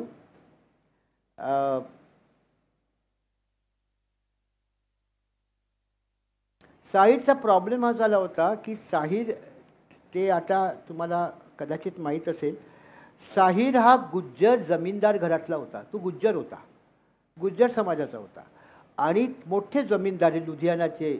तर त्याच्या वडिलांनी एकूण काहीतरी 10 लग्न केली याच्या आईसकट. तर हिलाच फक्त मूल झालं आणि ते साहिर, म्हणजे अब्दुल हई. साहिर हे नाव आहे घेतले त्यांनी. साहिरचा अर्थ जादूगार असं म्हणतात, पण मला साहिरचा अर्थ किमयागार असा वाटतो. मॅजिशियन नाही, सॉर्सरर. हां, सॉर्सरर आणि मॅजिशियनमध्ये फरक आहे. He was a sorcerer, Sahir. तर ते त्यांची बायको म्हणाली, आता 12वं लग्न करत होते ते. तर ती म्हणजे तुम्ही काय करताय, तर म्हणजे मला एक मुलगा नाही चालणार, मला आणखीन मुलगी हवेत. तर ती म्हणजे मग तुम्ही माझे हाल करताय आणि त्या बाकीच्या बायकांचे हाल करताय. त्या बाई शिकलेल्या बाई नव्हत्या. शी मूव द कोर्ट. त्या काळात हा 12 वर्षाचा होता मुलगा आणि कोर्टाने त्याने नथिंग डुईंग, तिला डिवॉर्स हवा आहे, तुम्ही घटस्फोट द्या आणि हिला पोटगी द्या किंवा एक रक्कम काहीतरी द्या मुलाच्या शिक्षणाची. तर त्याने तिला, नवऱ्याने तिला कोर्टाच्या आवारात सांगितलं, कुठे जाशील तू, मी तुझ्या मागे 4 मारेकरी ठेवले, मी तो मुलगा घेणार आणि तुला मारून टाकणार. मग त्या बाईने त्याला जे धरलंय आणि अक्षरशः मला प्रेम धवन सांगत होते की बांगडी काढायची, विकायची, पैसे आले की एका गावात रात्रभर राहायचं, दिल्लीला जायचं होतं. मग अंगठी काढायची, विकायची, मग थोडंसं काय पैसे आले तर ठीक आहे, मग आता थोडंसं इथे राहू एक महिनाभर, असं करत त्या दिल्लीला पोचल्या. त्याच्यावर एवढा परिणाम झाला की तो मातृभक्त झाला आणि तो कमालीचा मातृभक्त झाला. आणि त्यामुळे त्याला लग्न त्याचं झालं नाही. त्याची प्रेम प्रकरणं झाली, पण होकारापर्यंत आलं की त्याचे हातपाय गळायचे. आणि त्याला असं वाटायचं की आईला आपण ज्या चबुतऱ्यावर बसवलं आहे, तर बायको आल्यामुळे तिला तो चबुतरा खाली करावा लागेल. तसं नसतं हे त्याला अनेकांनी सांगून पाहिलं. पण तो म्हणाला की नाही, मी म्हणजे शेवटचं जे होतं, नाव नाही सांगत, त्या पार्श्वगायिका होत्या. तर त्यांच्या मातोश्री त्या पार्श्वगायिकेला म्हणाल्या, अब तुम जोडा सी लो, म्हणजे कपडे लग्नाचे, और बहू बन के घर में आ जाओ. पण ते झालं नाही. आणि त्यामुळे त्यांच्या मनामध्ये स्त्रीविषयक तो एक फिलिंग त्यांना जे आलं की स्त्रीवर नेहमी अत्याचार होतो, त्याच्यातून औरत ने जन्म दिया मर्दों को, मर्दों ने उसे बाजार दिया. औरत हे त्याच्यातून आलेलं आहे. आणि एक त्यांचं गाणं स्त्रीचं आहे, तो हा होता, पॅसिफिस्ट होता, तो युद्धविरोधी होता. मुझे जीने दो मध्ये सुनील दत्ता डाकू असतो, तो वैदारमाशी लग्न करतो. ती म्हणते मला तर दिवस गेलेत, तू आता हे काम सोड. तर तो म्हणतो शेवटचा एक मी डाका घालतो आणि मग मी हे सोडतो. आणि त्याच्यातच त्याचं मरण होतं. तर तो जेव्हा जातो टाका घालायला, हिचा जीव कासावीस होतो की हा येतो की नाही, येतो की नाही. आणि तिचं मूल आहे तिकडे, ते मूल झालं आहे. तर त्याला उद्देशून ती म्हणते, तेरे बचपन को जवानी की दुआ देती हूँ. तुझ्या बालपणाला मी उत्तम तारुण्याचा आशीर्वाद देते. और दुआ दे के परेशान सी हो जाती हूँ. क्या बात. कारण तू पण डाकूच होणार. आता हे इतकं खोल 2 ओळीमध्ये त्या मातेचं मन त्याने हे करणं, हे मला खूप. आई गेल्यानंतर ते उद्ध्वस्तच झालंय ना. 4 वर्षात गेले ते. म्हणजे मला जावेद अख्तर साहेब एकदा म्हणाले की घरी त्यांच्याकडे संध्याकाळी खूप वर्दळ असायची, 4-5 गाड्या होत्या. मी त्यांच्या घरी गेले परछाई याला, पण ते नव्हते, ते गेले होते. तर ते ना कोणतरी येऊन सांगायचं, हुजूर हुजूर ये नई दुनिया जो छापा है रिसाला, उसमें आप पर ये लिख कर आया है. तर त्याचे घ्यायचे आणि आईकडे जायचे. अम्मी देखो मेरे पे इतका गोड, हाँ ये देखो मेरे पे बड़ा अच्छा अच्छा लिख कर आया है. तर ती म्हणायची पढकर सुनाव. मग मित्र बाहेर, आणि त्यांना म्हटलं चला आता आईकडे गेल्या ना, आता आपण हादुडूया. म्हणते ते सगळे कबाब त्याचं ते सुरू व्हायचं. बाहेर यायचे, अम्मी को बहुत अच्छा लगा. इतक्या प्रमाणात तो एक भाबडेपणा. आणि मला स्वतःला असं वाटतं, मी त्या काळातल्या बहुतेक सगळ्या सिनेमातल्या लोकांना भेटलो, आत्ताच्या लोकांना भेटलो. आताचे लोक खूप चांगले आहेत. मी I don't want to be judgmental, पण इनसेन्स नाही. They are too practical, they are too transactional. त्यांना हे नाही आहे, म्हणजे त्यांच्यात तो इनसेन्स नाही आहे. आणि मला स्वतःला असं वाटतं की जर कलावंतामध्ये इनसेन्स नसेल तर तो कलावंत चांगला नाही होऊ शकत. तर हे खूप इनसेंट पण होते त्यांच्यात. तो लहान मुलांशी खूप खेळायचे. त्यांचं गाणं आहे बच्चे मन के सच्चे, सारी जक्की आँख के तारे. ऐकलं आहे का तुम्ही? 2 कलियामधलं गाणं लता मंगेशकरांचं आहे. जाऊया पुढे. तुला काय प्रश्न आहे? नाही, मला काय म्हणायचं आहे की सुरेश भटांचं पण तुम्ही बघितलं ना, सुरेश भटांच्याकडे विद्रोह इतका आहे की त्या विद्रोहाचं आजची भाषा वापरून सांगायचं तर त्याचं वेपनायझेशन त्यांनी केलेलं आहे. म्हणजे आपण ना आत्ताचे बरेचसे शब्द आहेत ना, तसे पारखून जोखून तिकडे लावायला हरकत नाही आहे. हा विद्रोह जो आहे तो हलवतो का सिंहासनावर बसलेल्या लोकांना? त्याला काही कसं काय धिम्म फरकच पडत नाही ना. मागे मी एकदा एक कार्यक्रम मदन मोहनचा होता, मी नाव घेत नाही, पक्षाचंही घेत नाही. तुम्हाला मी रेड हेरिंग पण सांगत नाही की त्याला दाढी होती आणि ते असं पण मी सांगत नाही. पण ते राजकीय पक्षाचे आमदार होते. तर त्यांना बोलावलं मदन मोहनच्या सत्कार. ते आले आणि मी म्हटलं आज त्यांची जयंती आहे 25 जून, तर ते लक्षात ठेवा. ते बरोबर माईक, म्हणजे होमवर्कच करायचं नाही. माईकवर गेले आणि मला आज त्याला जाऊन फार वाईट वाटला, त्यांचा जायचा दिवस नाही, त्यांची जयंती आहे ना. हां म्हणजे बरं आपण बरं ठीक आहे लिहून घ्या. नाही, हार दिला, मदन मोहनच्या तसबिरीला हार दिला. आणि ते म्हणाले मदन साहेबांच्या तसबिरीला हार चढवला, मोहन साहेबांची तसबीर कुठे आहे म्हणाले. तर तुम्ही अशा पॉलिटिशियन्स किंवा अशा पॉलिटिकल एस्टॅब्लिशमेंट मी म्हणतो तुम्ही पट्टाभी सीताराम अय्या, पट्टाभी सीताराम अय्या हो असे 3 मानले जायचे ना. अरे हो त्या मुंबई महापालिकेने चर्चगेटच्या समोर इंडस्ट्रियल ॲश्युरन्स बिल्डिंग आहे, तिकडे रस्ता केला आणि टाटा साहेबांना बोलवलं, JRD टाटांना. आणि त्यांच्यावर त्याचे मराठी अधिकारी आले तर त्यांनी त्याचं हे केलं. तर त्यांच्या आजोबा मला वाटते सर दोराब टाटा, फलकावले होतं सर दोरा बटाटा. महापालिका पण ती आम्हाला हवी, कारण आम्हाला आणखी असं करायचं आहे वेडेपणाने. तू विद्रोहाचा मुद्दा काढलास. मला मराठी कवितेच्या अंगाने तो असा प्रश्न आहे की साहिरजींची परंपरा ही जिवंत राहिली. हां म्हणजे आजतागायत अगदी, म्हणजे आज आपण बोलत असताना सुद्धा हिंदी कवी हे त्या पद्धतीनं लिहित आहेत. दुष्यंत कुमार आले,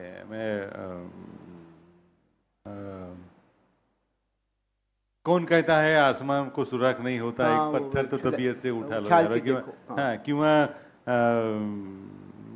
सिर्फ हंगामा खड़ा करना मेरा मकसद नहीं, मेरी कोशिश है कि सूरत बदलनी चाहिए, आग तेरे सीने में नहीं मेरे सीने में सही, हो कहीं भी आग लेकिन आग होनी. हा हा जो एक रसरशीतपणा आहे हिंदी कवितेचा, उर्दू कवितेचा, मराठी कवितेचा तो असा अकसत का गेला, आटत का गेला?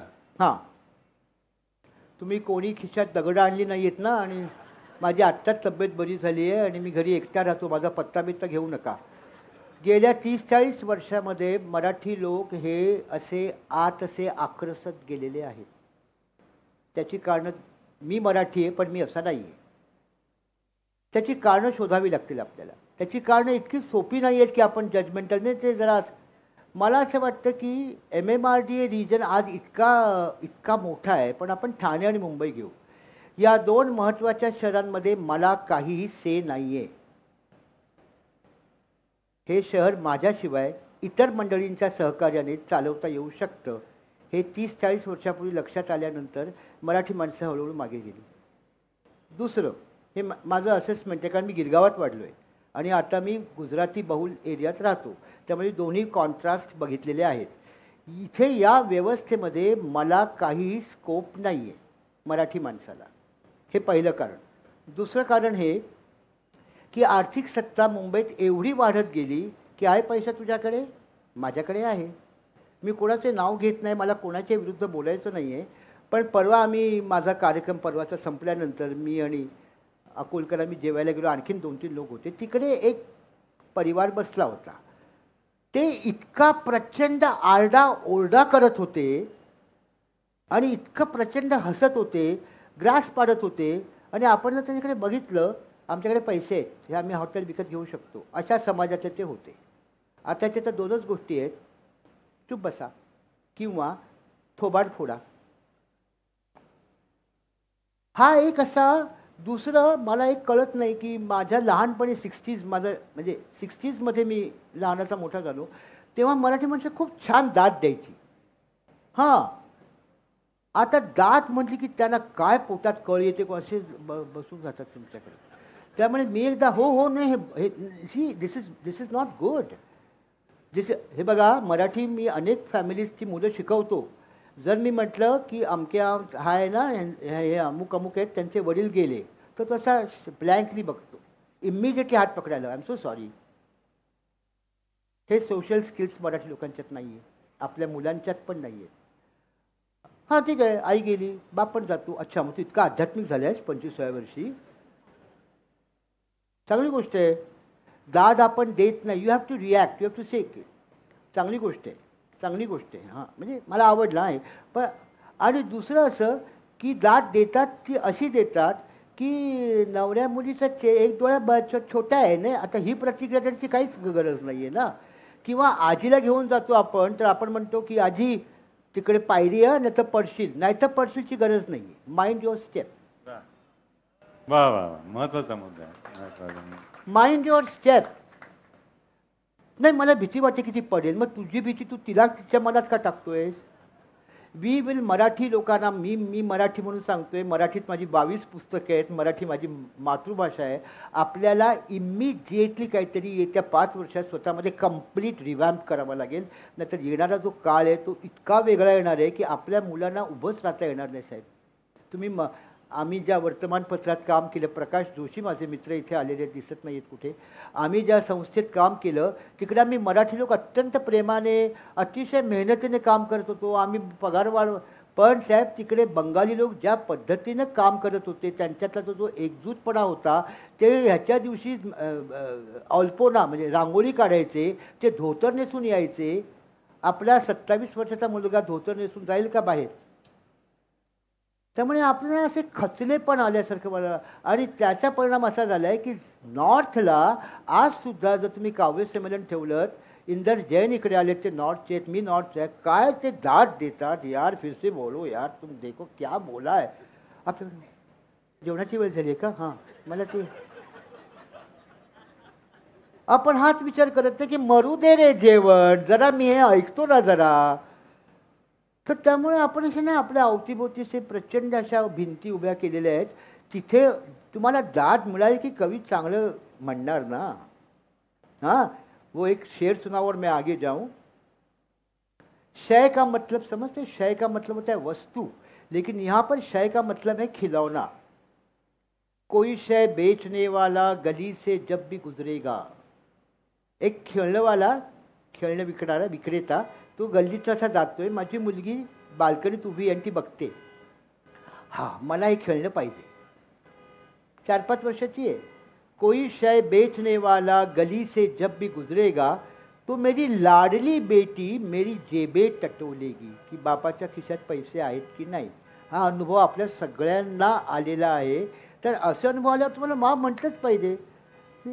ते रिलेट होत नाही असं मला वाटतं मराठी लोकांना. काव्य रिलेट होत नाही आहे. त्यांना फक्त हे टेलिव्हिजनचे आणि आता ते काय हास्य जत्रावर चांगले आहेत. ते खूप खूप चांगले लोक आहेत, खूप चांगलं करतात. पण we have to go beyond that. मध्ये आम्ही दोघांनी अनुभवलेला हा प्रकार आहे. प्रकाशलाही कदाचित आठवत असेल. आम्ही विधानसभेपाशी चहा पीत उभे होतो आणि एका पक्षाचा आमदार तरा तरा तरा आतमध्ये चालला होता आणि आम्हाला तिघांना बघून थांबला. अंबरीशने विचारलं, का आतमध्ये का चाललाय, काय तेवढं घाईत काय. तर पु ल देशपांड्यांच्यावरती निधनाचा ठराव विधानसभेमध्ये येणार होता आणि त्याच्यावर त्याला बोलायला सांगितलेलं होतं. तर अंबरीशनीच विचारलं, वाचलेत का पुलं तुम्ही, काही वाचलेलं आहेत का. तर म्हणाला, नाही, साहेबांनी सांगितलं ते चांगले लिहितात म्हणून. आता हा जो फरक आहे ना अंबरीशच्या बाबतीतला आणि हा एका अर्थाने सहप्रवासी काही काळ आम्ही होतो. विंदा करंदीकर महाराष्ट्रामध्ये मुंबईमध्ये गेले, त्याची बातमी. आता तुम्ही एवढा मोठ्या दर्जाचा कवी पश्चिम बंगालच्या राजधानीमध्ये कलकत्त्यामध्ये गेला, तिथली वर्तमानपत्र काय करतील, इथली काय करतील, हा मुद्दा लक्षात घ्या. त्यावेळेला मला असं आठवतंय अंबरीशला सांगावं लागलं ही बातमी पान 1ला आली नाही तर मी राजीनामा देईन. हे आम्ही अनुभवलेलं आहे. किशोरीताईंच्या अंत्ययात्रेच्या वेळेला म्हणजे मराठी माणसाला असं व्यक्तच होता येत नाही आहे. म्हणजे असं दाद देणं, कलेविषयी, संस्कृतीविषयी, हे 2 दिले 2 घेतले, हे अत्र्यांनंतर पु ल देशपांड्यांनंतर मला वाटतं संपत आलंय. बरोबर. दुर्गाबाई होत्या काय, दुर्गाबाई शेवट दुर्गाबाई होत्या. पण मला हे वाटतं आता आपण काव्य ह्याच्याकडे जाऊ. म्हणजे मुद्दा मला आपण कधी भेटू या विषयावर बोलायला. बंगालमध्ये सगळे पहिल्यांदा पश्चिमेतले मारवाडी बंगालमध्ये गेले ना. आधी बंगालमध्ये त्यांचं केवढं होतं. सगळे बंगाली बोलतात ना मारवाडी लोक. हां, कारण त्यांनी आपली संस्कृती एवढी प्रखरपणे जपलेली आहे की काय बिशाद आहे त्या बिझनेसच्या लोकांना की ते बंगालीला महत्त्व देणार नाहीत. काय बिशाद आहे. आपण आपलं महापालिकेत काम करणारा मनुष्य मारवाडी हा आला बिल्डर की त्याच्याकडे आपको चाय चाहिए, तुला काय करायचं चहा, त्याला तू you are an officer there no, तू मराठी बोल ना. तुम्ही जर आपल्या भाषेचंच तुम्हाला कौतुक नाही, आपल्याच लोकांचं तुम्हाला कौतुक. काय किशोरीताई गायची हो, काय ती बाई गाय हो, काय म्हणजे स्पिरिच्युअल अनुभव होता. काय भीमसेन अण्णा, काय कुमार गंधर्व, काहीच आपल्याला काय आले, हा गेले. हां, मग 1 मिनिट, मग आपण आता सगळे वानप्रस्थाश्रम स्वीकारला पाहिजे. म्हणजे भाषा पण नको, कपडे पण नको, जेवण पण नको, ते होत नाही. तो ह्याचा रेट वाढला का, माझं ते प्रॉव्हिडंट फंडाचं ते काय झालं, sad. Will go to the next song. Okay. पण मला ह्यांचं भटांच्या एका गाण्याचा उल्लेख मला करायचा आहे. मग अशी बोलला त्यांची ती सगळीच गाणी खूप छान आहेत. आज गोकुळात रंग खेळतो हरी, राधिके जरा जपून जा तुझ्या घरी. गरब्याच्या तालावरती. हो, गरब्याच्या तालावरती. आणि त्यात ती ताकीद आहे की राधिके जा सांभाळा. हा, आज गोकुळात रंग खेळ, राधिके जरा जपू ना, असं आहे ते गाणं. ते तुम्ही नुसतं टेक्स्ट वाचलं तर तुम्हाला कळेल. पण मेहंदीच्या पानावर फार सुंदर आहे. फार फार असं त्या गाण्याला ना वासंतिक फुलांचा सुगंध आहे त्या गाण्याला. फारच सुंदर गाणं आहे. पण मला स्वतःला त्यांचं स्त्रीगीत जर तुम्ही सांगितलं तर ते मला घाट शैली आकृतीबंध यासाठी मला मालवून टाक दीप हे गाणं जास्त आवडतं. त्याचं कारण हे एक तर ते एका हिंदी गझलवरून घेतलेलं आहे, ते तर ठीक आहे. त्यातल्या सगळ्या प्रतिमा या जवळजवळ कामुक आहेत. घरी जाऊन ते तुम्ही वाचा. जवळजवळ कशाला, आहेतच ना, पूर्णपणे कामुक आहेत. हां, गाणं स्पिरिच्युअल आहे. गाण्याचा पूर्ण जो बाज आहे, ती वीणा, हे असा जो सगळा बाज आहे ना, गार गार या हवेत घेऊनी मला कवेत मोकळे करून टाक एक वार अंतरंगचा अर्थ काय होतो? तर बाळासाहेब मंगेशकरांना आपण सलाम करूया की हे गाणं थिल्लर आणि चिल्लर होऊ शकलं असतं, पण त्यांनी कुठच्या कुठे नेलं आणि त्या गाण्याला खूप स्त्रीच्या मनाचं अतिशय मोकळं असं त्यांनी हे केलेलं आहे. आता 5वं गाणं आहे बट बेटा, हां, मैं जिंदगी का साथ निभाता चला गया गाणं आपण ऐकू.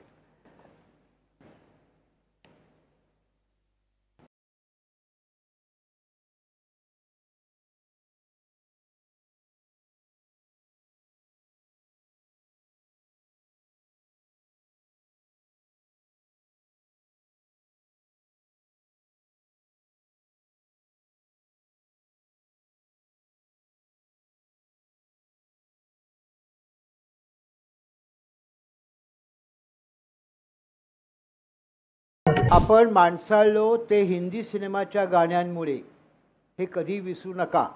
म्हणजे तो काळा ब्लॅक अँड व्हाईट इराचा, ब्लॅक अँड व्हाईट सिनेमे होते, पण जीवनाचे सगळे 7 रंग त्या चित्रपटाच्या पडद्यावर उपस्थित असायचे. आपण माणसाळलो ते हिंदी सिनेमाच्या गाण्यांमुळे खरं तर हा एक सुंदर कट रचला होता निर्माता, दिग्दर्शक, गायक, गायिका, संगीतकार, रेकॉर्डिस्ट, गीतकार आणि वादक यांनी, आणि तो आपल्या फायद्याचा ठरला तो कट. ती conspiracy, beautiful conspiracy in our favour. आपल्याकडे भारतात तत्त्वज्ञानाची हजारो वर्षाची अत्यंत उज्ज्वल परंपरा आहे. ते शहाणपण आणि ते समंजसपण हिंदी सिनेमानं सोप्या भाषेत आपल्याला सांगितलं, म्हणून निदान माझ्यासारख्या माणसाला तरी कोणत्याही भोंदू बावाकडे बसून त्याचे पाय चेपून त्याचं प्रवचन ऐकण्याची मला इच्छा कधीच होत नाही. मी हिंदी सिनेमाचं गाणं ऐकतो. आता हे बघा, हां हां, आम्हाला तुम्ही गाडगे महाराज देताय, लोटांगण घाली. मला तुम्ही रामकृष्ण परमहंस देताय, लोटांगण घालीन. मला तुम्ही जे कृष्णमूर्ती देताय, लोटांगण घालीन. मला रमण महर्षी देताय, लोटांगण घालीन. पण तरीही माझ्यामध्ये आणि माझ्या स्पिरिच्युअल एक्सपिरियन्समध्ये इतर कोणी असता कामा नये, त्यामुळे मला ते गुरु नको आहेत. आता गाणं काय आहे? गम और खुशी में फर्क न महसूस हो जहां. सुख आणि दुःख याच्यात काहीच अंतर नाही आहे, अशा ठिकाणी मी पोचलो आहे.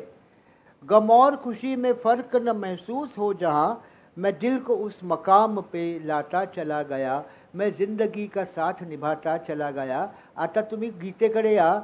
सुख दुःख समे कृत्वा लाभा लाभव जया जय. आणि तरी आपण म्हणणार मुसलमानांनी आम्हाला आमचं हे सूफी परंपरा, शाक्त, बौद्ध, शीख, जैन, उपनिषद, तो कोण, तो लोकायतन, तो दुसरा आणखीन कोण, तो कणाद, हे सगळं मिळून भारतीय संस्कृती आहे ना. सुफीवाले म्हणजेच हे लोक ना, तसव्वुफ म्हणजे हेच लोक ना. पण ते नंतर ते सगळं गडबडलं. आता आता आता भटांच्या 4 ओळी, तोच मूड आहे जो सुखदुःख समेकृत्वाचाच. जगाची झोकुनी दुःखे सुखाशी भांडतो आम्ही. आहे हिंमत कोणाची आज सुखाशी भांडायला? आपण आनंदाच्या मागे तर जातच नाही होत ना, आपण सुखाच्या मागेच जातो आहोत. हे म्हणताय जगाची झोकुनी दुःखे सुखाशी भांडतो आम्ही, स्वतःच्या झाकुनी भेगा, वर झोकुनी आहे, खालच्या ओळीत झाकुनी आहे. हां, स्वतःच्या झाकुनी भेगा मनुष्य सांधतो आम्ही, दिली प्रत्येक वस्तीला आम्ही आकाश सोनेरी, जिथे जातो तिथे हाका उशेच्या वाटतो आम्ही. हां, हा कर्मवाद नाही तर काय? तुला किती सांगायचं? हां, नाही, मला तो प्रश्न विचारायचा होता की उर्दूमध्ये, हिंदीमध्ये, म्हणजे अलीकडच्या काळापर्यंत धर्माला प्रश्न विचारणारी कविता लिहिली गेली. उर्दूमध्ये तर जास्त लिहिली गेली सुरुवातीच्या काळामध्ये. आता परत तिथेही शांतताच असेल असं दिसते, कारण आपल्यापर्यंत काही येत नाही. मराठीमध्ये तसं फारसं झालेलं दिसत नाही. म्हणजे मराठी कवींनी संत परंपरा हा अर्थातच एक थोर अपवाद. इकडे मग चळवळीतले या अर्थाने जे साहित्यिक झाले तो अपवाद, म्हणजे नारायण सुर्वेंपासनं किंवा नामदेव ढसाळपासनं जी मंडळी आली तो अपवाद. पण नंतर पुन्हा तो मुद्दा ऑप्शनला टाकल्यासारखं झालं आहे मराठी कवींकडून. तू आता बहुतेक पुस्तकच लिहिलेलं आहे 60 वर्षाचा महाराष्ट्राचा सांस्कृतिक आणि सामाजिक इतिहास. तुझे सगळे प्रश्न त्या रुखाने ते खूप चांगले आहेत. मला हे म्हणायचं आहे की धर्म हा दावा करतो, सगळे धर्म हा दावा करतात आणि तो फोल आहे की आमच्याकडे सगळ्या प्रश्नांची उत्तरं आहेत. अध्यात्म प्रश्न विचारतो. धर्म दावा करतो की माझ्याकडे सगळ्या प्रश्नांची उत्तरं आहेत, या माझ्याकडे.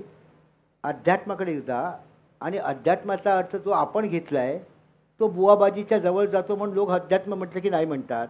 अध्यात्माचा अर्थ इंग्रजी लोकांनी फार चांगले 2 शब्द शोधून काढलेले आहेत, कॉन्टेम्प्लेशन आणि मेडिटेशन. त्याच्यातसुद्धा मेडिटेशन म्हटलं की लोक तर असं विसर, कॉन्टेम्प्लेशन. अध्यात्म इज कॉन्टेम्प्लेशन. तर आपला एक मोठा समाज जर अशा प्रकारच्या अध्यात्माकडे गेला असेल, हां, तिथून बळ मिळतं का? कारण टेक्नॉलॉजी, वॉर, व्हायलन्स, सामाजिक विषमता यामुळे लोक भयंकर असे खचलेले आहेत. त्यांना काहीतरी आधार लागतो म्हणून ते आधार म्हणून त्या अध्यात्माकडे जात आहेत का? जो चुकीचा पण अध्यात्म असू शकतो, तसा धर्म चुकीचा असू शकतो. हे एक कारण असू शकतं. पण गेल्या काही वर्षात आपल्याकडे धर्माला प्रश्न विचारण्यासाठी जे D.K. बेडेकरांनी केलं, जे इरावतीबाईंनी केलं, असे जे लोक होते, वसंत पळशीकरांनी केलं आहे, तशा प्रकारचे लिखाण गेल्या 20 वर्षात मला दिसत नाही. डाव्यांची एक मोठी चूक ही झाली की ते काहीही धर्माचं म्हटलं की ते जोडा घेऊन मारायला धावतात. असं नसतं. माणसाचा धर्म लागतो. मी बऱ्याच वर्षापूर्वी कोल्हापूरला गेलो होते एका कार्यक्रमाला. तर I was travelling through the night from Pune to Kolhapur. सकाळी मी 6-6:30 असं स्टेशनवर ह्याला त्या बसस्टँडला दात घासते. मी हे केलं. चहा नुकताच सुरू झाला होता. मी चहा पित होतो आणि त्या गुलाबी आभा अशी पूर्वेची मी अशी बघत असताना तिकडे फुटपाथवर एक नवरा बायको आणि त्यांची 2 मुलं फुटपाथवर झोपली होती. तो मनुष्य उठला. त्याला किती लवकर राहायला घर मिळेल मला माहीत नाही. तो रस्त्यावर झोपला होता. तिथे त्यांचं काहीतरी होतं किडूक मिडूक वगैरे. तो उठला, या दुकानात आला, मशेरी लावली, त्याने चहा नाही घेतला, परत गेला, बायकोला उठवलं, ती आली, मी सगळं बघत होतो. ते दोघे बसले आणि पूर्वेकडे तोंड करून ते असं करत होते. What are they hopping from life? नाही, पण मला त्याच्यात मी करणार ते. म्हणजे हे पण जर तुम्ही नाकारणार असाल आणि जर मी असं म्हटलं की मला गंगेचा किनारा मला आवडतो, हा म्हणजे हा हिंदुत्ववादी. त्यांना तर वेडच लागले त्या सगळ्या लोकांना.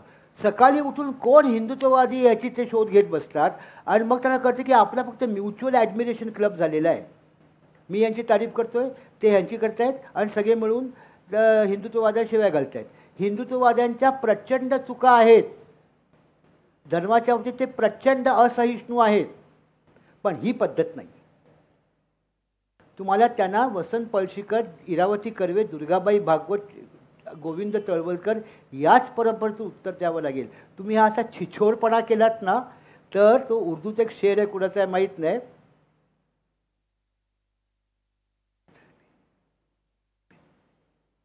नाही, काय वेडेपणा संचारलाय. इधर भी अक्ल के दुश्मन और उधर भी दीवाने. म्हणजे या बाजूला तर अकलेचे शत्रू आहे आणि तिकडे ठार वेडे आहेत. अशी डाव्या उजव्यांची गत झालेली आहे. आणि डाव्यांना असं वाटते की ते एकमेकांचं परस्पर हे आहेत, they feed on each other. त्यामुळे मला या बाबतीत माझी मतं फार तीव्र वाटतील तुम्हाला. पण तुम्हाला संस्कृतीचं व्यापक सर्वसमावेशक, आणि सर्वसमावेशक म्हणजे सब गोलंकारी नाही, गिळीत नाही, बावलट नाही. सर्वसमावेशक म्हणजे मी माझ्या मुलाचं नाव मोहम्मद ठेवल्यामुळे असं नसतं, असं करू नये, याची गरज नाही. कोणाच्या गळ्यात पडू नये. आणि मुसलमान माणसाने आपल्या मुलाचं नाव नारायण ठेवू नये. सहिष्णूचा अर्थ असा, मी असा आहे, तू असा आहेस, आपल्याला एकत्र जगायचं आहे. तर आपण सिविक पद्धतीने काय करता येईल का बघूया. अध्यात्माच्या नादी लागू नका. राम मनोहर लोहियाचं अप्रतिम वाक्य आहे की भारतात अध्यात्म प्रचंड आहे, आता थोडं नैतिक मूल्य आली पाहिजेत, जी पाश्चात्य देशात आहे. जाऊ पुढे. तू मला उद्या काहीतरी करू नका लोकसत्तेत, मला तुम्ही सगळे मला. आता बघा, सिनेमाचं गाणं लिहायचं म्हणजे साहिलला काय काय लिहावं लागलं असेल. इतकं सोपं नसतं ते, इतकं सोपं नसतं. मला एकदा मजनू सुलतानपुरीना मी विचारलं की तुम्ही एक गाणं लिहिलं आहे, जाता कहाँ है दीवाने, जाता कहाँ है दीवाने, है ना. तो उसकी आखिरी की जो पंक्ति है वो है, कुछ मेरे दिल में फीफी कुछ तेरे दिल में फीफी ज़माना है बुरा. मैंने कहा मजनू हुजूर आपने ये फीफी कहाँ से लाया. तर त्यांचा नसा ओठ असा असायचा, असं चिडले की मुझे क्या मालूम फीफी कहाँ से आया. मैंने कहा मतलब, वो गुरुदत्त ने लाया फीफी. मैंने कहा मतलब, बोले मैंने वहाँ ठीक लिखा था, वो बोला वो जरा कोई ऐसा शब्द लाओ जो मुंबई में चलता है, ऐसा कुछ लाओ. तो कोई बोला ये, कोई बोला वो, तो गुरु बोला कुछ मेरे दिल में फीफी कर दो. तो मैंने कहा वो निर्देशक है, वो प्रोड्यूसर है, और वो आपके लिखने में, मैंने कहा दखल अंदाजी, और वो करते तो है ना सब लोग दखल अंदाजी, कैसे नहीं करेंगे. हाँ, साहिर साहेबांचं एक गाणे, ओ सनम हम दोनों त्रिशूल मधलं, प्यार करे जन्म जन्म गापुची गापुची गम गम. तुम्हाला करावं लागतं ते, तुम्हाला ते करावं लागतं, गापुची गापुची गम गम. हां, तर त्यांची गाणी बघा. बच्चे मन के सच्चे सारी जग की आंख के तारे, लहान मुलांचं गाणे. बाबुल की दुआएं लेती जा, ज्या तुझको सुखी संसार मिले, ही लग्न झालेली मुलगी दिल्या घरी तू सुखी राहा. ते सगळ्या उत्तर भारतात मुलीचं लग्न झालं की सकाळपासून ती जी काय रडारड सुरू होते ना, ते त्या त्यांना रॉयल्टी मिळत असेल एवढी ना. बाय द वे मला परवा एक कोणती रॉयल्टीवाला भेटला सिनेमाचा. तो म्हणाला की तुला कोणी ओळखतं का रे त्या साहिर साहेबांचं. काय म्हटलं, काय 60 लाख रुपये त्यांची रॉयल्टी तुंबू नये, घ्यायला कोणीच नाही. हां, बरं तिसरं, सर जो तेरा चक्राए या दिल डूबा जाए, फार सुंदर गाणे, एकदम वेगळी सिच्युएशन आहे. पुन्हा आसमां पे है खुदा और ज़मीं पे हम, आजकल वो इस तरफ देखता है कम. हाँ, आसमां पे है खुदा और ज़मीं पे हम, आजकल किसी को वो टोकता नहीं. देव कुणालाही थांबवत नाही. चाहे कुछ भी कीजिए रोकता नहीं, हो रही है लूट मार फट रहे हैं बम, आसमां पे है खुदा और ज़मीं पे हम. एक गाणं होतं, तो असिस्टंट गेला बर्मॅनचा, चोपडाचा, हे झोपून उठले होते. म्हणजे हुजूर आज रिकॉर्डिंग है, क्या सिचुएशन है, पिक्चर कौन सी, वो फला फला, क्या सिचुएशन है, वो पार्टी है और ऐसा है वैसा, बाद में आओ. अरे बाद में आशा तैयारी है 9:30 बजे, आप गाना लिखिए, ऐसा चाय मंगाओ, सिगरेट लाओ, इसको चाय दो, उसको कुछ खिलाओ. सर मुझे जाना है वापस, अभी रिकॉर्डिंग है, आप एक मुखड़ा 4 लाइन का ले दीजिए. साहब वक्त की एक बात होती है ना, आज का जो पल है वही तो ज़रूरी है ना. कागज़ लाओ, आगे भी जाने ना तू, पीछे भी माने ना तू, जो भी है बस यही एक पल है. लाओ, ये तुम्हारा गाना मुखड़ा हो गया. या लेवलची प्रतिभा साहेब. पुढचं गाणं ऐकूया. कोणतं आहे पुढचं गाणं. हां, एक गाणं असं आहे साहिर साहेबांचं की जोवर ही वसुंधरा सूर्याभोवती रोज फिरते आहे आणि जगात रात्र आहे आणि पाऊस आहे, तोवर हे गाणं जगाभोवती फिरणार आहे. जिंदगीभर नहीं भूलेगी वो बरसात की रात.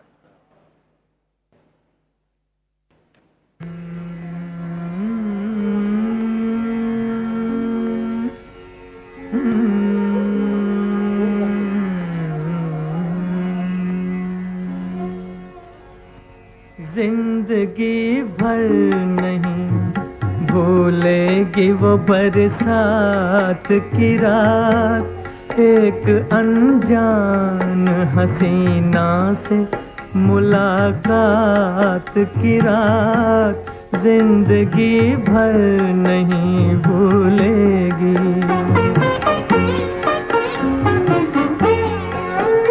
प्रेमाची गती वक्र असते, हे जेवढं सिनेमातल्या लोकांना माहिती आहे तेवढं बाकी कोणाला माहीत नाही. सर्व बंध तोडून जेव्हा नदी धुंद धावे, मील नवा मरण पुढे हे तिला नसे ठावे, असं मंगेश पाडगावकरांनी लिहिलं आहे. तसं साहिरचं व्यक्तिगत आयुष्यात झालं.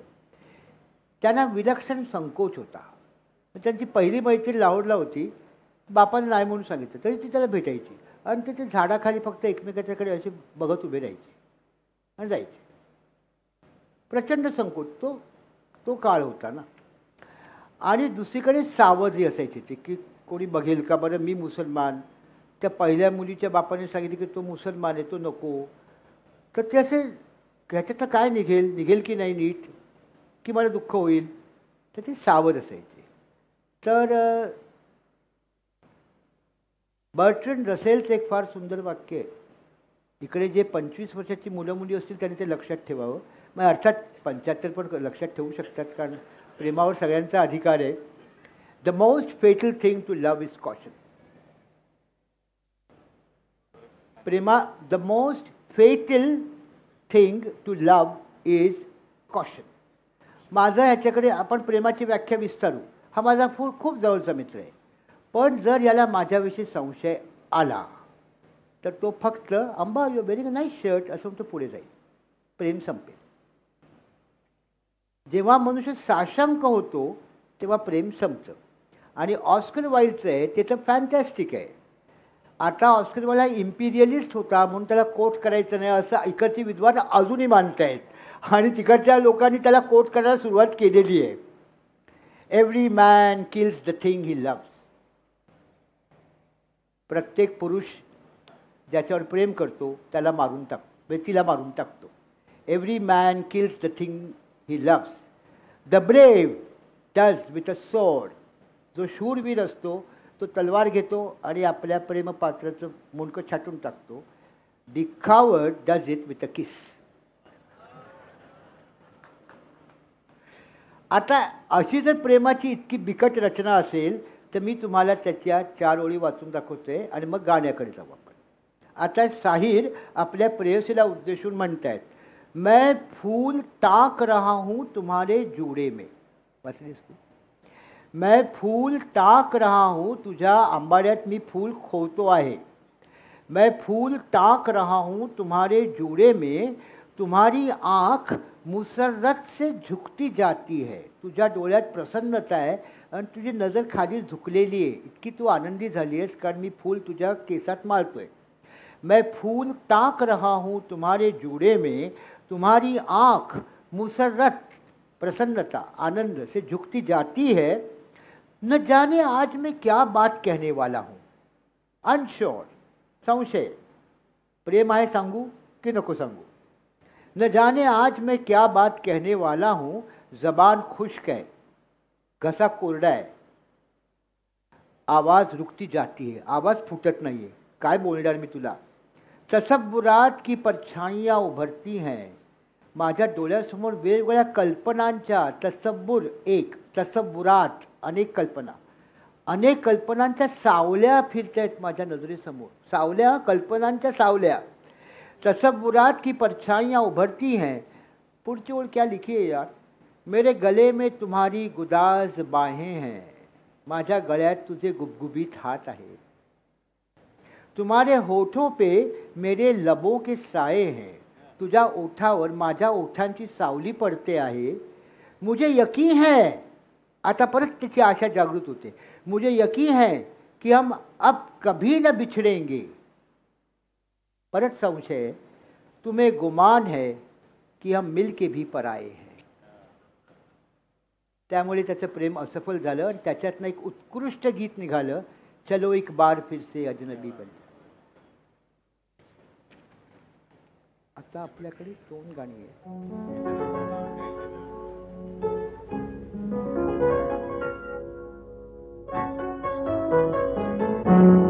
चलो एक बार फिर से अजनबी बन जाए हम दोनों.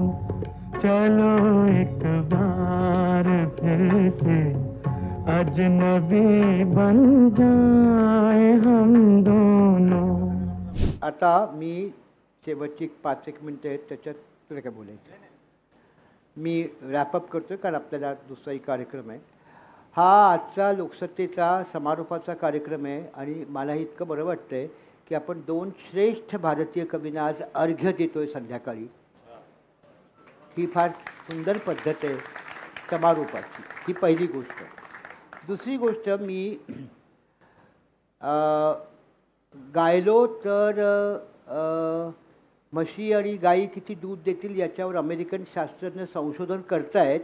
तोपर्यंत गुणगुणून घेतो मी, असं मी ठरवलं आहे. तर मी गाणार नाही, मी गुणगुणणार आहे. पण I am going to pay a tribute to Saeed Saab through one of his ghazals which I am going to sing in the traditional way. हां, ते मी 2 मिनिटात गाईन आणि मग शेवटी आपण त्यांचं शेवटचं गाणं पण ऐकू.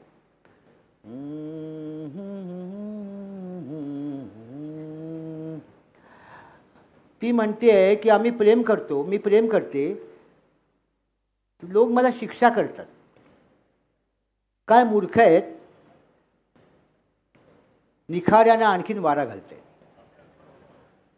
आजूर में उल्फत पे ना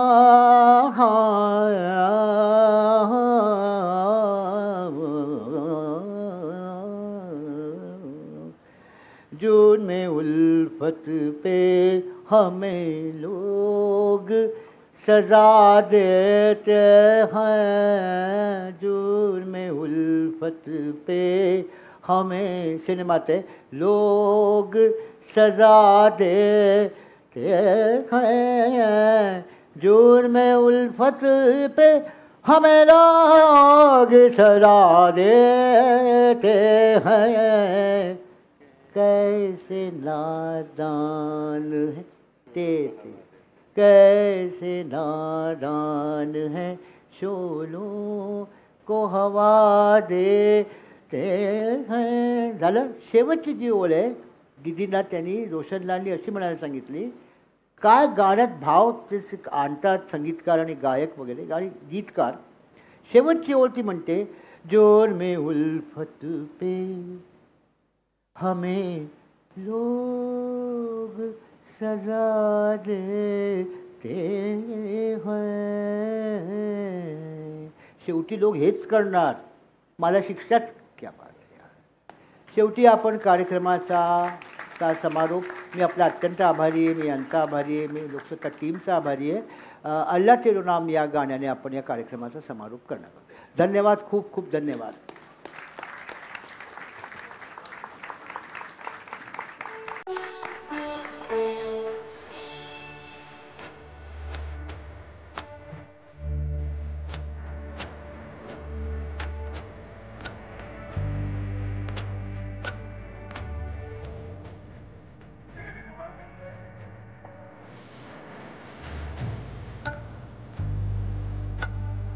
हे सगळे आम्ही इथे उपस्थित आहोत.